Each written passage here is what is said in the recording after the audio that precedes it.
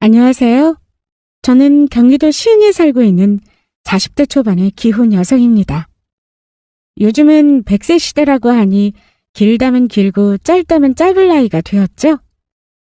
어릴 때는 40대가 되면 뭐든지 다 능숙하게 잘 해내고 뭐든지 다 알 것만 같았는데 정작 40이 된 저는 아직까지도 이 세상에는 제가 모르는 일들 투성이고 어려운 일이 갑작스럽게 닥치면 일단 눈물부터 튀어나오더라고요. 결혼을 하고 이제는 벌써 초등학교에 들어간 아들의 엄마가 되었는데도 아직 저는 미성숙한 인간인가 봅니다. 다만 그런 저 역시도 40여 년의 인생에서 알게 된 것이 딱 한 가지는 있습니다. 그건 바로 가족의 소중함입니다. 예전에 우연히 본 글인데 영국의 소설가인 하버트 조지 웰스가 이런 말을 했다고 합니다. 눈물로 걷는 인생의 길목에서 가장 오래 그리고 가장 멀리까지 배웅해주는 사람은 다름 아닌 나의 가족뿐이다 라고요. 저는 처음 이 이야기를 들었을 때 정말 깊은 감명을 받았습니다. 그 당시에 저는 한참 힘든 시간들을 겪고 있었기 때문에 누구보다 가족의 소중함을 뼈저리게 느끼고 있었거든요. 어릴 때에는 가족 때문에 누구보다 힘들었고 자라서는 가족 덕분에 누구보다 행복했습니다. 지금도 저를 살아가게 해주는 가장 큰 행복의 원동력은 바로 여기에 있고요. 지금 그 이야기를 들려드리고 싶어서 이 사연을 보내봅니다. 저는 어릴 적 시골의 친할머니 댁에서 자랐습니다. 정확히는 바닷가가 코앞에서 보이는 어촌 마을이었죠. 아직도 눈을 뜨면 간밤에 조금 열어둔 창문 틈새 사이로 넘어오던 짜디짠 바다 냄새가 생생하게 떠오르고는 합니다. 또래 친구도 거의 없고 변변찮은 놀이거리도 없었던 그 시골에서 저의 거의 유일한 놀이 상대는 바로 저의 어린 여동생이었습니다. 어릴 때의 아이들은 정말 한 해 한 해가 다르게 자라서 한두 살 차이도 유난히 크게 느껴지는 법이잖아요. 그래서 그나마도 여동생은 저와는 7살이나 차이가 나서 제대로 된 대화 상대라고 하기도 어려웠지만 말입니다. 저희는 갯바위에 앉아서 조망만한 손으로 다닥다닥 붙은 따개비와 다슬기 따위를 따면서 하루 종일 시간을 보내고는 했습니다. 그마저도 저는 동네의 같은 학년인 친구와 아래 위로 1살 더 어린 또래가 몇 명 있었는데 제 여동생은 그때 또래 친구가 한 명도 없었거든요. 아침에 일어났을 때 제가 없으면 하루 종일 울면서 저만 찾아다녀서 사실 어릴 때는 여간 성가신 게 아니었습니다. 하지만 한편으로는 불쌍하기도 했습니다. 제 여동생이 태어나고 2년도 채 되지 않아서 어머니가 집을 나가는 바람에 여동생은 어머니 얼굴도 모르고 어머니에 대한 기억도 전혀 없거든요. 누구보다 어머니의 손길이 필요할 때 그 사랑을 못 받은 건 말할 것도 없었고요. 그래도 저는 초등학교에 들어갈 때까지는 온 가족이 함께했던 기억이 있으니 형편이 조금 더 나은 편이었죠. 그래봤자 온 마을에서는 조개 파는 할머니네 그 불쌍한 계집애로 소문이 났었지만요. 어머니가 집을 나간 건 아버지 때문이었습니다. 아버지는 지방의 공사 현장을 따라다니며 일을 하는 막노동꾼이었습니다.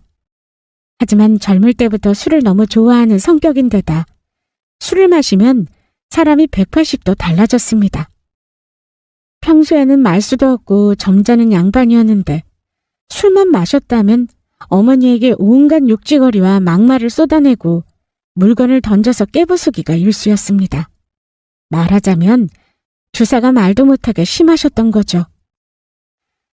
하지만 다음 날이면 늘 다 때려부셔서 난장판이 된 집에서 깨어난 아버지가 미안하다고 눈물을 흘리며 사과하는 날들이 이어졌습니다.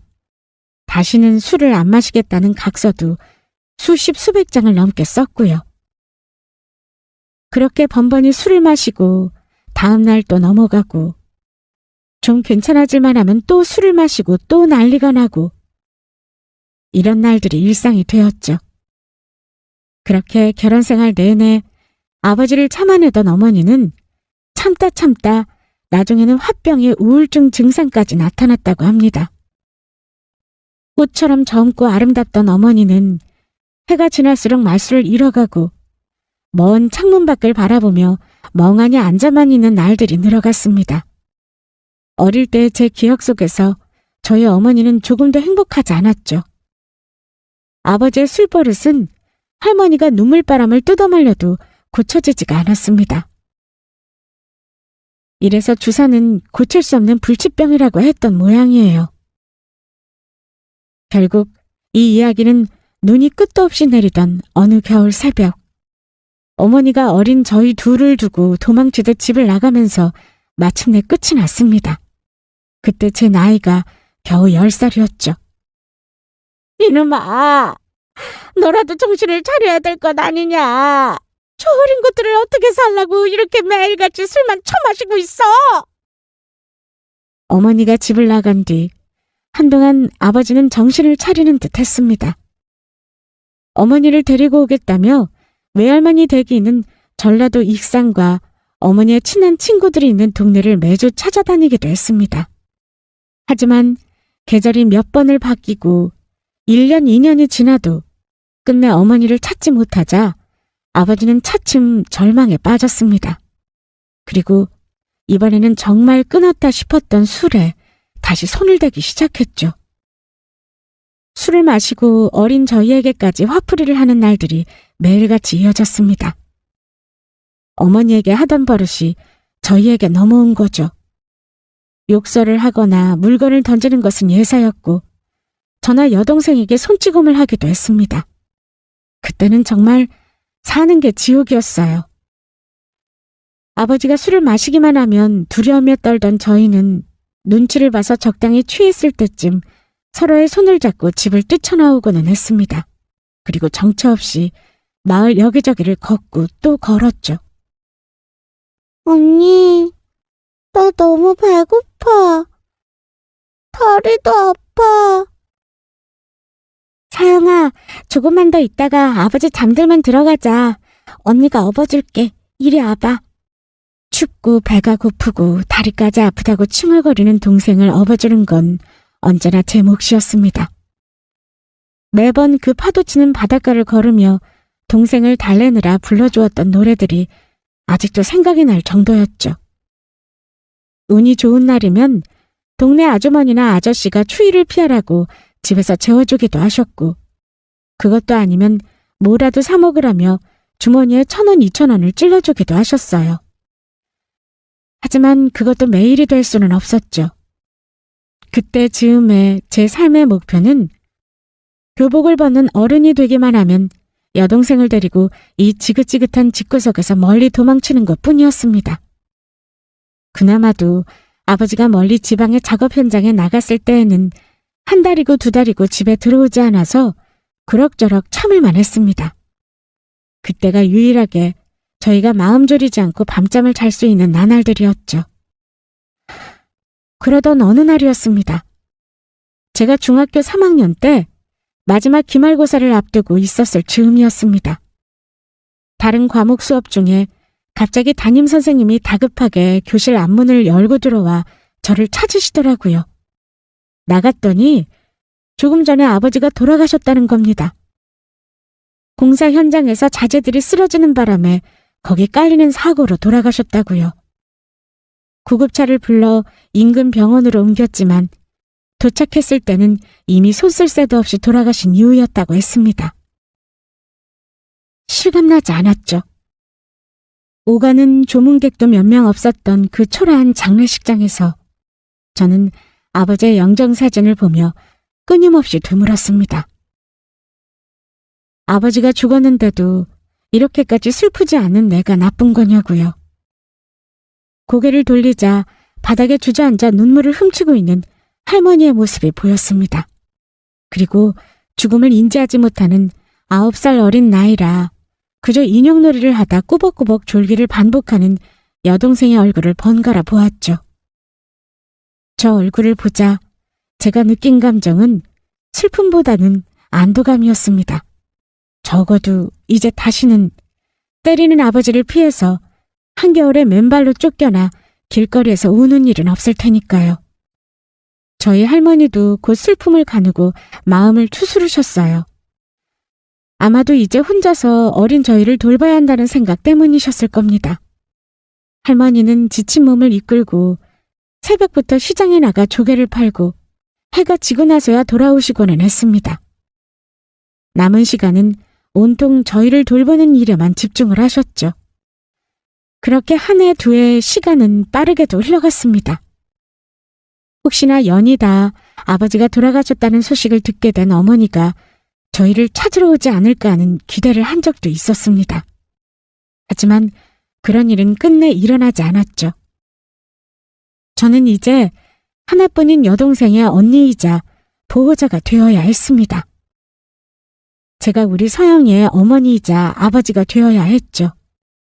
그러려면 저라도 정신을 단단히 차려야 한다고 생각했어요. 저는 고등학교를 마치고 장학금을 준다는 인근 지역 전문대에 치위생과에 들어갔습니다.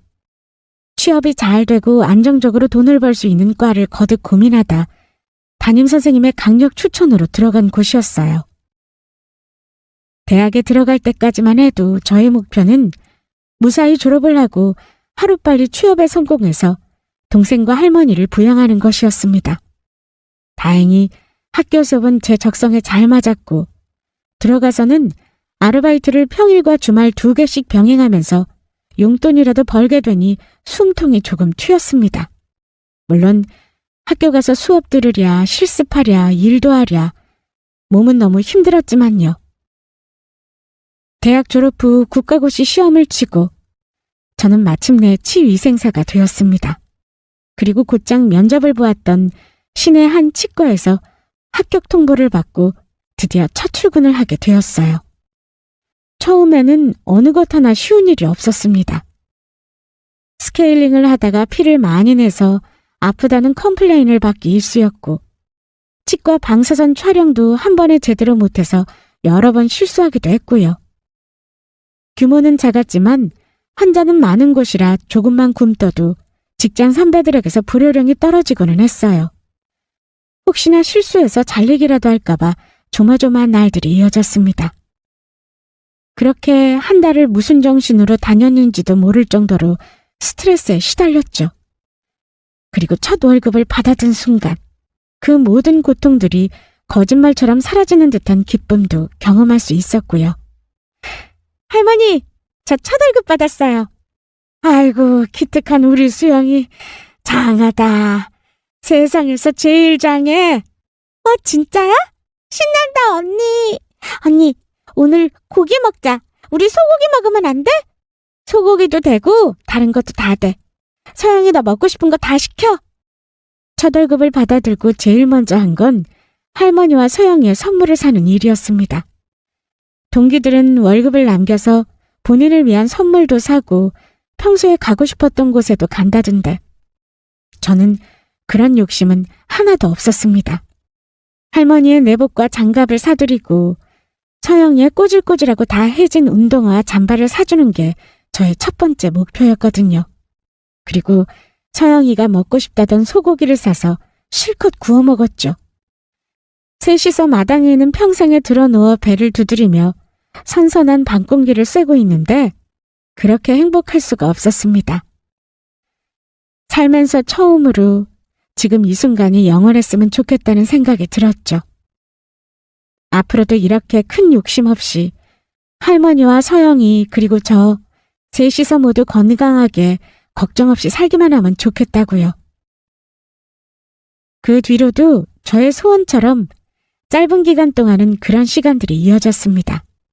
2년 뒤 저희 할머니가 심장마비로 갑자기 시장에서 쓰러지시기 전까지는요. 병원에 도착했을 때에는 이미 늦었다고 하더라고요. 마치 예전에 저희 아버지가 그랬던 것처럼요. 그전까지는 저 혼자 따로 나와 살며 시내에서 학교와 직장을 다니고 있었지만 할머니가 돌아가시자 서영이를 홀로 그 집에 살게 할 수는 없었습니다. 마침 경기도에 있는 치과에 일자리가 나서 서영이를 데리고 함께 올라갔습니다. 그리고 치과와 멀지 않은 곳에 오래된 원룸을 잡아 둘이서 함께 살기 시작했어요. 서영이를 위해서도 사실 시골의 고등학교보다는 이곳의 학교에 다니는 게 나을 것 같았고요. 다행히 저의 걱정과 달리 서영이는 씩씩하고 밝은 아이로 잘 자라줬습니다. 새로운 동네에 적응을 못할까봐 염려했던 게 무색하게도 학교도 열심히 나가고 이곳에서 금방 새로운 친구도 사귀었고 또 공부도 열심히 하면서 저를 걱정시킬 만한 일은 일체 하지 않았죠. 아마 자신 때문에 제가 고생하는 걸 늘 마음 아파하던 착한 아이였기 때문에 사실 저는 큰 걱정을 하지 않았던 것 같습니다. 남들은 제게 여동생 뒷바라지까지 하느라 고생이 많았겠다고들 하시는데 서영이는 제가 없이도 뭐든 혼자 알아서 잘하는 아이였습니다. 고생이라고 할 것도 없었죠. 그렇게 시간은 잘만 흘러갔습니다. 제가 뭘 하거나 혹은 아무것도 하지 않아도 멈추지 않고 흐르는 게 바로 시간이더라고요. 그 사이 많은 일이 있었습니다. 저는 그동안 몇 번의 이직을 하며 꾸준히 경력을 쌓는 데 집중했습니다. 아무리 몸이 아프고 힘들어도 절대 직장을 쉬거나 빠지는 일 없이 열심히 나갔습니다. 성실한 것만이 제가 내세울 수 있는 제일 큰 장점이라고 생각했거든요. 다행히 그런 저의 노력을 눈여겨보신 치과 원장님이 월급도 꽤 많이 올려주셨어요. 그렇게 받은 월급은 필요한 최소한의 생활비를 제외하고는 전부 저축했습니다.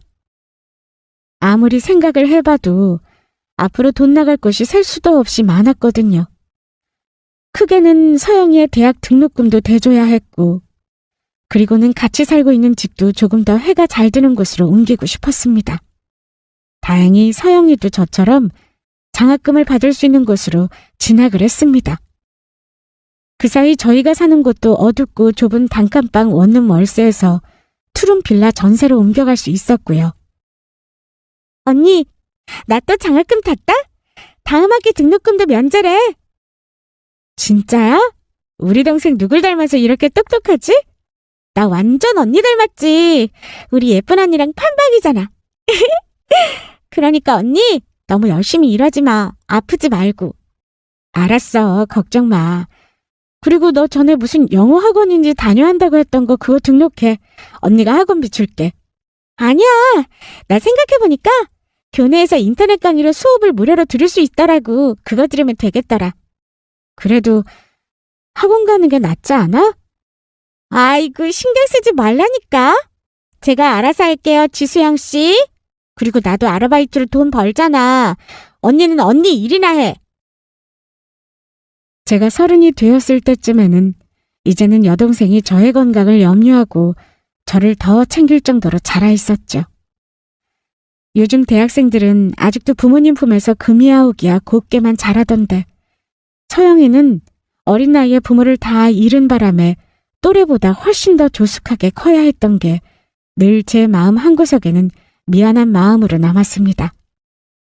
성인이 된 이후로 여동생은 제가 고민을 상담하면 저보다 훨씬 더 생각이 깊은 답변을 내어놓기도 했어요.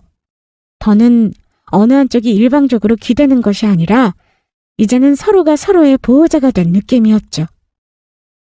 서영이는 수도권에 있는 모 4년제 대학의 유아교육과에 들어가서 졸업 후 유치원 선생님이 되었습니다. 원체 아이를 좋아하는 데다 다정하고 꼼꼼한 성격이라 본인의 직업을 선택하는 데에는 큰 고민이 없더라고요. 저 역시 서영이가 하고 싶다는 일을 응원해 주었습니다. 그리고 그 사이 저는 당시 남자친구였던 남편과 결혼을 하고 아들을 가졌습니다. 남편은 제가 전에 일하고 있던 치과에 환자로 방문해 처음 만나게 되었습니다. 꽤 규모가 있는 치과여서 당시 치위생사가 여러 명 근무하고 있었는데 원래 다른 분 담당이던 게 급한 스케줄로 저에게 넘어오게 되었습니다. 그리고 제가 스케일링을 맡아서 해드렸었고요. 그 뒤로 몇 번쯤 더 방문하시더니 나중에 제게 호감을 표시하셨죠. 저는 일터에서 환자로 알게 된 분과 만난다는 게 조금 부담스러워서 처음에는 거절을 했습니다. 하지만 부담스럽게 해드리고 싶지는 않다며 그럼 친구 사이로 커피 한 잔 정도는 괜찮지 않냐고 하셔서 그렇게 만나게 되었습니다. 이야기를 나눠보니 예의 바르고 배려심이 넘쳐서 사람을 참 편하게 해주는 분이셨습니다. 본인도 어릴 때 시골에서 이곳까지 올라와 처음에는 온갖 고생을 다 했다며 씩 웃으시는데 솔직히 호감형의 인상에 선해 보이는 그 웃음이 눈길을 끌었습니다. 그렇게 이런저런 이야기를 나누며 커피 친구에서 밥 친구로 그러다가 산책 친구로 점점 만나는 날들이 늘어갔어요. 그동안 매일 보는 직장 동료들을 제외하면 친구라고 할 만한 사람을 사귄 적도 만날 여유도 없던 저였습니다. 몇 안 되는 친구들은 모두 고향 친구들이었고 대학에서 만났던 친구들은 전국에 뿔뿔이 흩어져 있어 1년에 한 번 만나기도 힘들었었죠. 말하자면 이 사람이 제 인생에서 아무런 접점 없이 만나게 된 거의 최초의 사람이었습니다. 그리고 그 누구보다 저에게 잘해준 사람이었고요. 그리고 몇 달 뒤 마침내 직장을 옮기게 되면서 저는 그 사람과 사귀게 되었습니다. 직장에서 만났다는 마음의 걸림돌도 사라졌으니 이제는 저도 편하게 누군가와 만나보고 싶다는 생각이 들었거든요. 남자친구는 여러 가지 면에서 저와 다른 듯 비슷한 사람이었습니다.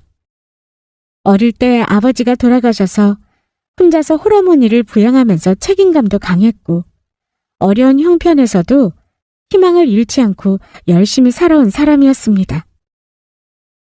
그렇게 힘들게 살다 보면 사람이 자기도 모르게 예민해지거나 부정적으로 바뀌기 마련인데 그렇지도 않았죠. 이 사람은 대체 왜 이렇게까지 긍정적이지? 라는 생각이 들 정도로 밝은 성격이었습니다. 그리고 그런 성격이 다소 내향적이고 조금 예민하고 의기소침하던 저까지 차츰 밝아질 정도로 좋은 영향을 끼쳤죠. 함께 있으면 저도 모르게 자꾸 웃게 되고 그 순간만큼은 세상의 모든 근심 걱정이 다 사라진 것처럼 편안했습니다. 참 행복하다는 생각이 들었고요. 행복이 별다른 게 없다고 느끼던 저였지만 매일 이렇게만 웃을 수 있다면 더 바랄 것도 없지 않을까 싶은 생각이 들었어요. 그리고 무엇보다 서영이에게 잘해주는 모습에 이 사람과 결혼까지 결심하게 되었습니다. 사실 결혼을 하면서 가장 마음에 걸렸던 건 바로 여동생이었습니다. 그때까지 평생을 한 집에서 살았던 터라 이제 와서 동생을 따로 내보낸다는 게 내심 불안하기도 했고 미안하기도 했고요. 하지만 신혼집에 저조차고 데리고 들어갈 수도 없어서 말 못할 고민만 하며 끙끙거리고 있었는데 그런 제 고민을 눈치챘는지 남자친구가 핸드폰 사진을 몇 장 보여주며 그러더라고요. 이게 뭐야? 내가 신혼집을 좀 봐둔 전셋집이 있는데 방이 3칸이거든? 일단 조금 좁아도 급한 대로 거기서 처제랑 우리 셋이 같이 살면 괜찮지 않을까 싶은데 자기 생각은 어때? 같이 살자고? 서영이랑? 당연하지. 자기는 처제 없이는 못 살잖아. 나는 그런 자기 없이는 못 살고. 그러니까 어떡해. 셋이서 같이 살아야지. 그날 남자친구의 그 말이 고마워서 얼마나 많이 울었던지. 아직도 기억이 생생합니다. 퇴근하고도 한동안 데이트할 시간도 없이 혼자 바쁜 것 같더라니. 사실은 혼자서 전셋집을 알아보러 다니고 있었더라고요. 저랑 서영이가 같이 출근하기 편한 위치로 고르느라 직장 지하철역 근처에 나온 집들을 수십 번도 더 찾아다녔다고 하더라고요. 나중에 이 이야기를 전해들은 서영이가 오히려 기겁을 하며 신혼집에 눈치도 없이 어딜 들어가냐고 싫다고 손사래를 쳤습니다. 본인도 이제 어엿한 직장인이니 독립을 할 나이도 됐다며 큰 소리를 쳤고요. 하지만 제가 이렇게 갑작스럽게 독립을 시키는 게 마음이 편하지 않아 당분간만이라도 같이 지내자고 설득을 했습니다. 그렇게 저희 셋은 신혼을 시작했고 결혼한 지 채 1년도 지나지 않아 저희 아들 정연이가 태어났습니다. 아이가 태어나자 비로소 저는 저의 가정이 완성되었다는 느낌이 들었습니다. 어릴 때 제가 그토록 가지기를 소망했던 온전한 부모와 정상적인 가정의 존재를 이 아이에게만큼은 무슨 일이 있어도 완벽하게 누리게 해줄 거라고 다짐했고요. 지치고 고단한 하루를 위로라도 해주듯 집에 돌아와 아이가 방긋거리는 얼굴을 보면 마치 천국이라도 가진 것처럼 행복했습니다. 하지만 짧은 행복 뒤에는 또 다른 전쟁이 절 기다리고 있더라고요. 그건 바로 엄마라면 피해갈 수 없다는 육아 전쟁이었습니다. 정연아, 옷 입어야지. 어서 이리 와. 어린이집 늦었어. 싫어. 안 갈래. 정연아, 너 약 몰래 뱉지 말라고 했지? 약 자꾸 뱉으니까 감기가 안 났지. 엄마 말 안 들을 거야? 맛없어. 엄마가 안 먹을 거야, 싫어. 김정연, 울고 떼쓴다고 네 마음대로 되는 거 아니라고 몇 번을 말했어. 너 자꾸 이러면 엄마가 화낸다고 했지? 거기다 애를 빨리 어린이집에 맡기고 일을 나가야 하는 워킹맘에게는 이건 육아전쟁을 넘어서는 육아 지옥이더라고요. 비록 조금 오래된 기억이기는 하지만 새돌이 되기 전부터 집 나간 어머니를 대신해 제가 여동생을 업어 키우다시피 했으니 저는 아이를 낳기 전까지만 해도 육아에는 큰 고민이 없었습니다. 아기는 낳기까지가 힘든 거지 낳고 나서는 적당한 관심과 적당한 돌봄만 있으면 저의 바람대로 알아서 무럭무럭 잘 커주는 거라고만 생각했죠. 하지만 웬걸요. 막상 제 아이를 낳고 나니 그동안 제가 육아를 마스터한 베테랑이라는 생각을 했던 건 지독한 착각과 오만이었다는 걸 깨닫게 되었습니다. 제가 여동생을 잘 키운 게 아니라 사실은 제 여동생이 너무도 순하고 잘 커주었던 것 뿐이었죠. 아이가 4살이 되자 정말 사춘기가 지금 온 건가 싶을 정도로 지독하게 말을 듣지 않았습니다. 요즘 TV에 나오는 행동교정 프로그램에 나오는 문제 아이들은 아무것도 아니라고 할 정도로요. 저도 남편도 모두 순하기 짝이 없었는데 어쩌다 이런 애가 우리 집에 튀어나오게 된 건지 정말 의아할 정도였죠. 아들, 엄마 바쁜데 힘들게 하면 안 된다고 했지? 우리 정연이 어린이집에 왜 가기 싫은데? 혹시 또 현수하고 싸웠어? 현수가 괴롭혀? 아빠한테 한번 말을 해봐. 싫어. 아빠도 싫어. 싫어. 아이고, 그래 알았어. 얘기 안 해도 돼. 그럼 일단 밥 먹고 갔다 와서 얘기하자. 어? 오늘 어린이집 갔다 오면 아빠가 맛있는 거 사줄게. 어때? 좋지? 싫다고. 아빠가 제일 미워. 여보, 정연 엄마, 아무래도 안 되겠어. 제 말도 안 듣는데 남편 말이라고 들을 리가 없었죠. 남편은 이 육아전쟁에서 아무런 도움이 되지 않았습니다. 어설프게 아이를 달래준답시고 이것저것 시도하다 더 울리거나 말을 안 듣는다고 아이를 다그쳐서 더 역효과를 일으키기 일쑤였어요. 어린이집 셔틀이 집 앞 정류장에서 출발하는 시간이 벌써 코앞이었습니다. 저 차를 놓치면 저희 부부 둘 중 한 사람이 직접 어린이집까지 아이를 데려다 줘야 했기 때문에 무조건 직장에 지각을 하게 되어 있었습니다. 벌써 이번 달에 그 지각을 2번이나 했고요. 그것도 둘이서 각각 말입니다. 저번 주에 마지막으로 지각을 했을 때 저를 향하던 직장 상사의 서슬퍼런 눈길을 떠올리면 울고 싶어지는 건 바로 저였죠. 오늘은 애가 울든 말든 무조건 셔틀에 집어다 넣어야만 했습니다. 밥도 안 먹이고 약도 안 먹고 옷도 안 입고 방으로 들어가 이불을 뒤집어 쓰고 침대에 버티고 있는 아들의 옆모습을 보며 급한 대로 어린이집 가방부터 챙기고 있던 그때 현관에서 구세주 같은 목소리가 들려왔습니다. 정연아, 이모 왔다. 이모랑 밥 먹자. 바로 근처에 사는 제 여동생이 찾아온 것이었습니다. 정말 지독하게 말을 안 듣는 아이를 유일하게 케어할 수 있는 건 다름 아닌 저의 여동생뿐이었습니다. 정연이가 세도를 지날 때 서영이는 이제 정말로 때가 됐다며 독립을 선언했고 저희 집과 그리 멀지 않은 지하철이 가까운 곳에 원룸을 구해서 나가 살고 있는 상태였습니다. 서영이는 매일 아침이면 새벽같이 일어나 운동을 하고 거기다 영어 학원까지 다니고 있었기 때문에 저보다 더 바쁘면 바빴지 절대 덜하지는 않은 스케줄이었습니다. 그런데도 이렇게 번번이 출근 전에 저희 집에 들르곤 했습니다. 이유는 바로 저의 아들이자 본인의 조카 때문이었고요. 일단 우리 정연이 옷부터 입고. 옳지, 잘했다.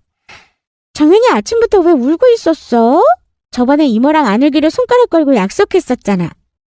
정연이도 이제 씩씩한 형아라고. 기억 안 나? 기억나지? 응, 안 울어. 그치? 우리 정연이 안 울지? 얼른 밥 다 먹고 약까지 먹고 나면 이모가 가는 길에 선물 줄게. 뭔지는 비밀이지. 도착해서 보여줄 거야? 피리 부는 사나이라는 동화 아세요? 동화 속에 한 남자가 피리를 불기만 하면 마을 아이들이 무언가에 홀리기라도 한 것처럼 그 사람을 따라가는 내용이죠. 이게 말로만 듣던 전문가의 손길인 건지 아니면 여동생에게 말 안 듣는 아기들을 꼬시는 마법 같은 매력이라도 있는 건지 홀린 듯이 서영이가 시키는 대로 고분고분 따르는 아들을 보면 신기하기도 하고 나중에는 어이가 없을 정도였습니다. 그런 모습을 보며 제 남편도 옆에 서서 역시 유치원 선생님은 뭔가 다르다니까 라면서 연신 감탄사를 내뱉고는 했죠. 너 회사 안 늦었어? 오늘 여기 왔다 갈 시간 있어? 걱정 마. 오늘부터 치과 오픈 시간 30분 늦춰져서 괜찮아. 내가 정연이 데려다 줄 테니까 언니랑 형부랑 어서 출근해. 고맙다. 너 아니었으면 나 오늘도 지각이었어. 일단 나 먼저 갈게. 여보, 나 먼저 가? 차 조심하고. 처제, 번번이 고마워 진짜. 처제 없었으면 우리 둘이서 어떻게 했으려나 몰라. 역시 저밖에 없죠, 형부? 입 아프게 말로 해서 뭐해. 역시 우리 처제가 최고지. 이번 주말에 우리 넷이 어디 맛있는 데 가서 저녁 외식하자. 그럼 정연이 좀 부탁할게.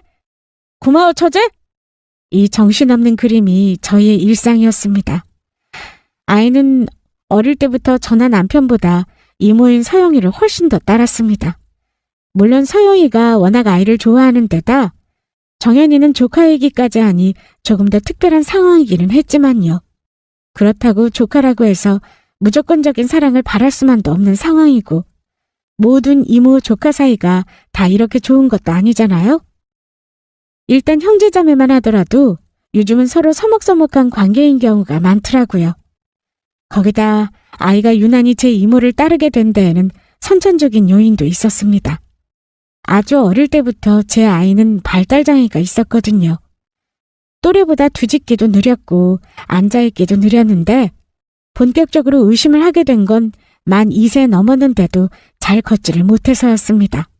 덜컥겁이나 아이를 데리고 급하게 병원 방문을 했습니다. 거기서 발달장애 소견을 듣고 하늘이 무너지는 것 같았죠. 다행히 정도가 심해 보이지는 않는다고 했지만 재활운동을 당장 시작해야만 했습니다. 제가 회사를 휴직하고 아이를 데리고 다니려 했지만 출산휴가를 쓰고 나서 또 연달아 휴직을 하기에는 눈치가 보여 쉽지가 않았습니다. 건설 쪽 회사에 다니고 있는 남편은 가뜩이나 출장이나 야근이 잦았고요. 재활은 꾸준히 하는 게 중요하다고 하는데 주말에 겨우 시간이 나서 드문드문 데리고 다니다 보니 제대로 효과를 보고 있는 건지 아닌지도 짐작하기가 어렵더라고요. 그런 아이를 꾸준히 데리고 다니며 치료를 받게 해준 건 다름 아닌 서영이었습니다. 당시 막 취직했던 유치원을 관두고 저 대신 아이를 데리고 매일같이 재활센터를 오가며 재활치료를 받게 했습니다. 그렇게 약 1년간의 치료를 받은 후 마침내 아이는 혼자서도 그 나이대에 해야 하는 모든 움직임과 활동들을 해낼 수 있게 되었습니다.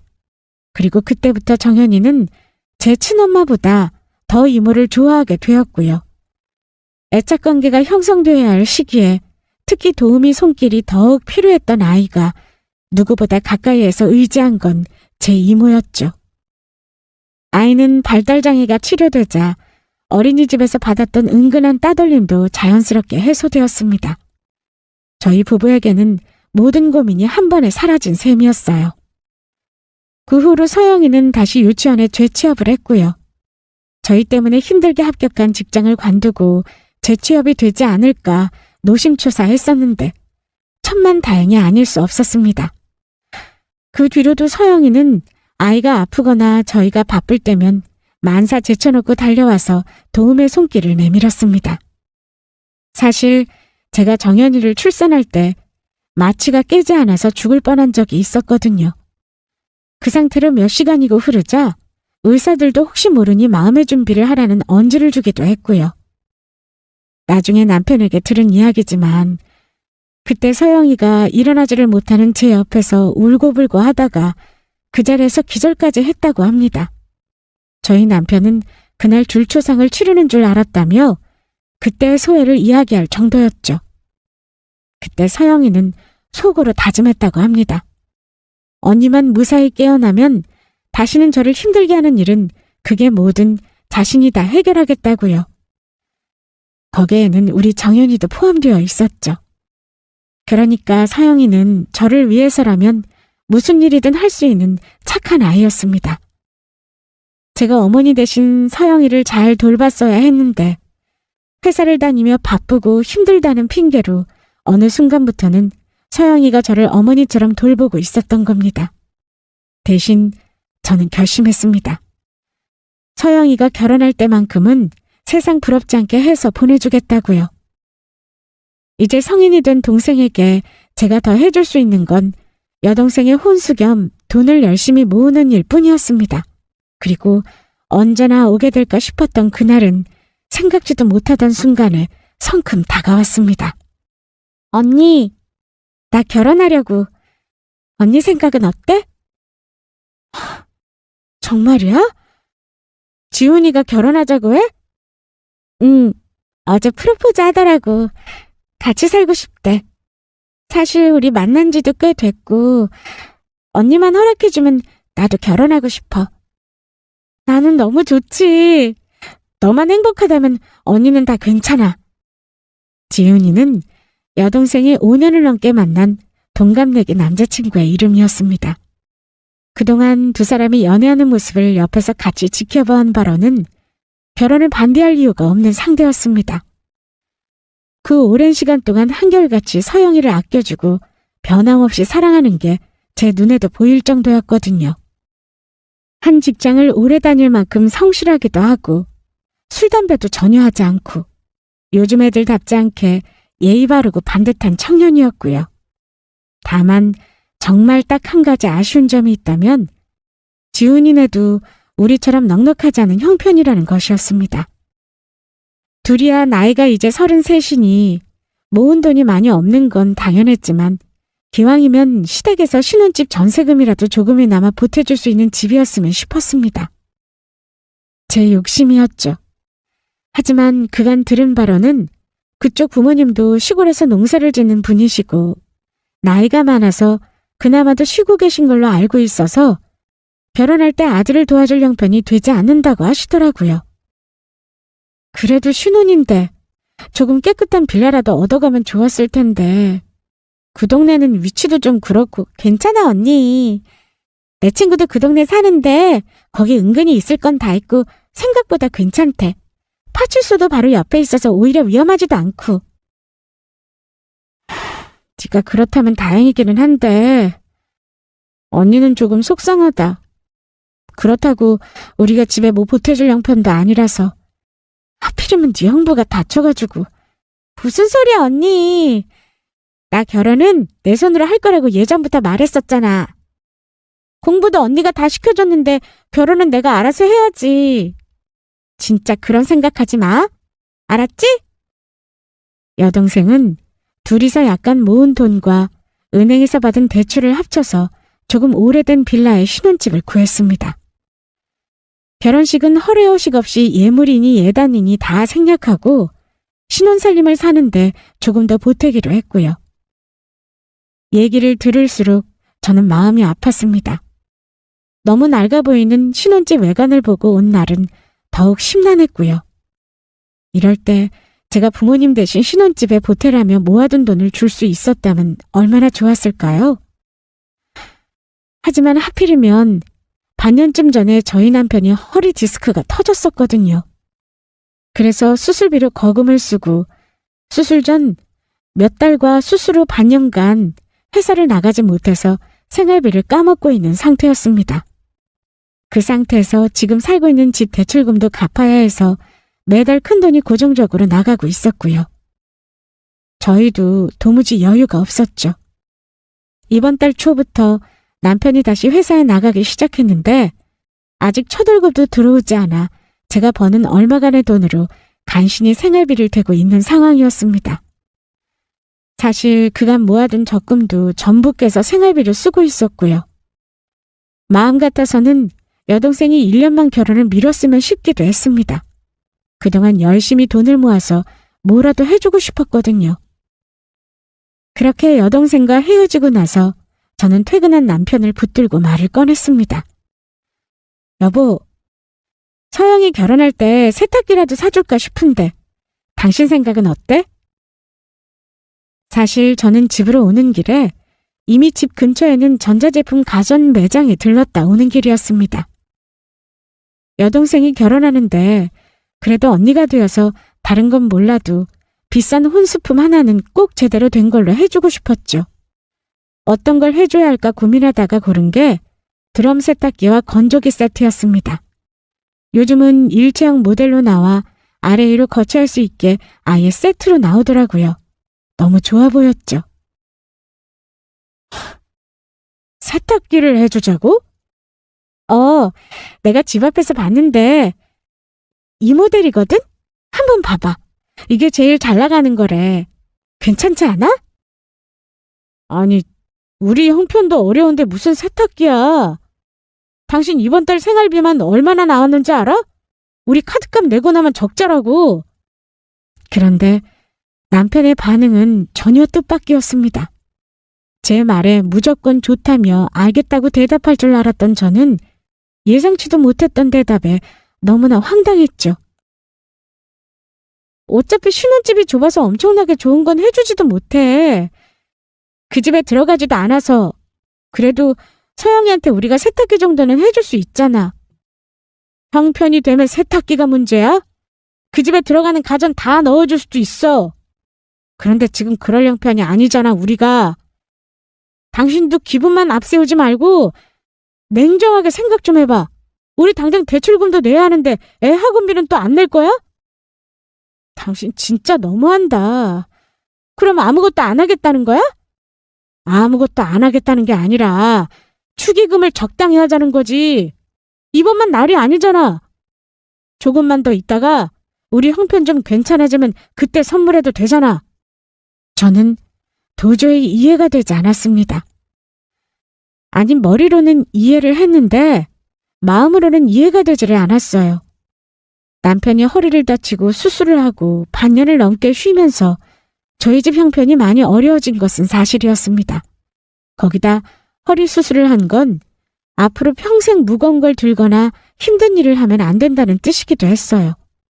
계속 기약 없이 노는데 앞으로 이전처럼 일을 할 수 있을지도 불투명했죠. 거기다 매달 나가는 지출비는 눈덩이처럼 불어나고 있었으니 마음이 초조해질 수밖에요. 아무리 느긋하고 천하태평인 성격이라도 돈에 조금은 예민해지더라고요.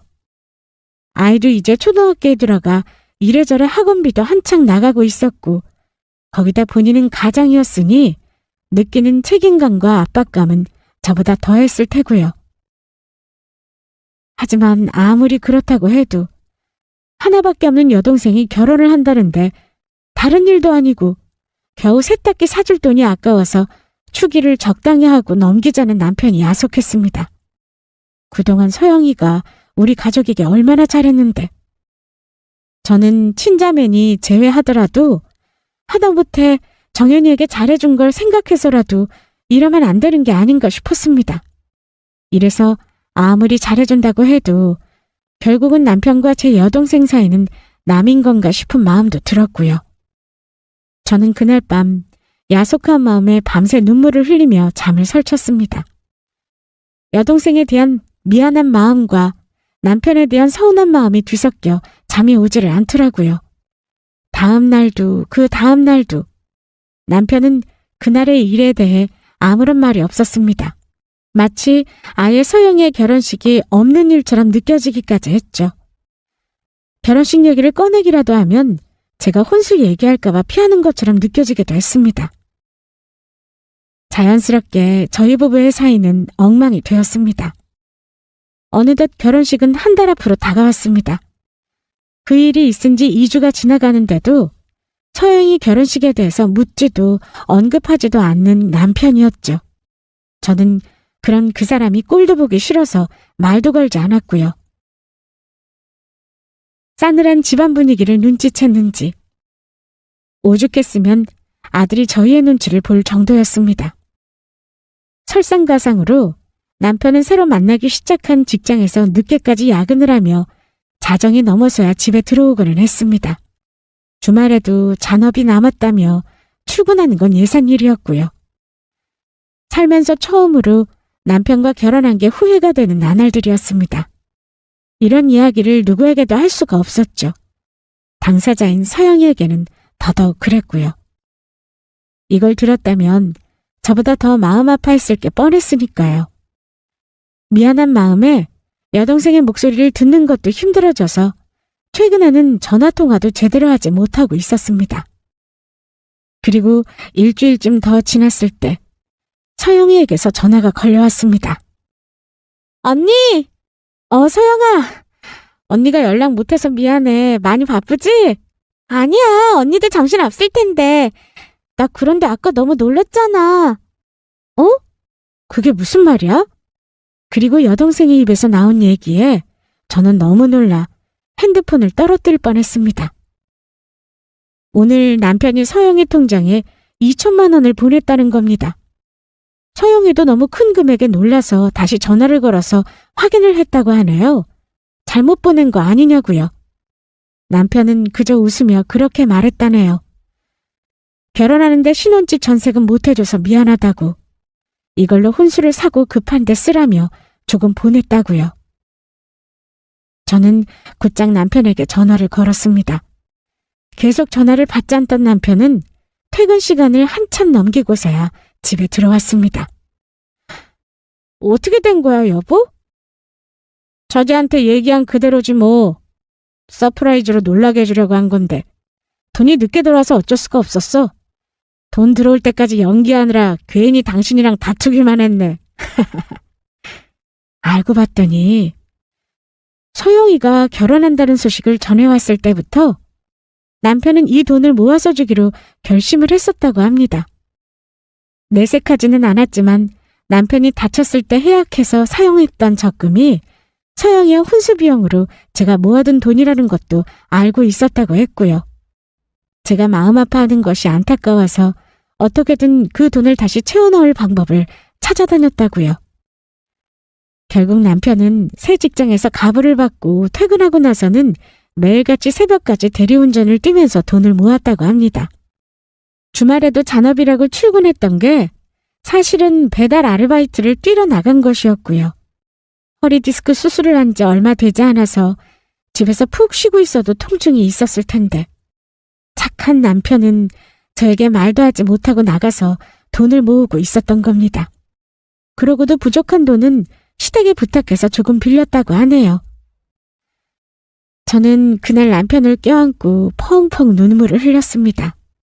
그 돈 2천만 원도 물론 저희에게는 너무나 귀하고 소중한 돈이었죠. 하지만 저에게는 그 돈보다 남편의 그 마음이 더욱 귀했습니다. 지금까지 살면서 남편에 대해서 잘 안다고 생각해왔었는데 요 며칠 사이 남편의 진심을 의심하면서 지옥보다도 괴로운 시간을 보냈었거든요. 하지만 남편은 여전히 변함없이 제가 사랑하고 평생을 같이 살고 싶어 했던 그 착한 사람이 맞았습니다. 살다 보니 때로는 돈이 사랑을 퇴색시키기도 하고 돈이 사람을 구차하게 만들기도 하더라고요. 서로 죽고 못 살던 부부가 돈 때문에 철천지 원수가 되어서 헤어지는 일도 주변에는 너무나 많고요. 하지만 저는 돈보다도 더 소중한 것들을 알고 있습니다. 그건 바로 소중한 내 가족과 그 가족 간의 사랑이었습니다. 앞으로도 저는 오늘의 이 교훈을 잊지 않고 지금처럼 사랑하는 우리 가족과 지지고 볶으며 평생 이 행복의 끝을 향해 달려보려고 합니다. 여기까지 들어주셔서 감사합니다.